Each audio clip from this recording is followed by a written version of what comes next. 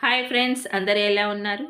మనకి నూతన సంవత్సరం ఉగాది నుంచే అయినా క్యాలెండర్ ప్రకారం ఈ రోజుతో అయిపోతుంది కాబట్టి సరే, విషయానికి వస్తే జీవితం అన్నాక మంచి చెడు రెండు ఉంటాయండి.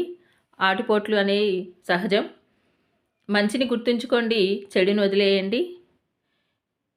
ఇక విషయానికి వస్తే జీవితంలో ఎవరిని అతిగా నమ్మకండి, మోసపోమాకండి. నలుగురికి సహాయం చేయండి. ఆ నలుగురు ఎవరో కాకుండా మన ఇంటి నుంచే ఎవరైనా లేని వాళ్ళు ఉంటే వారికి సహాయం స్టార్ట్ చేయండి.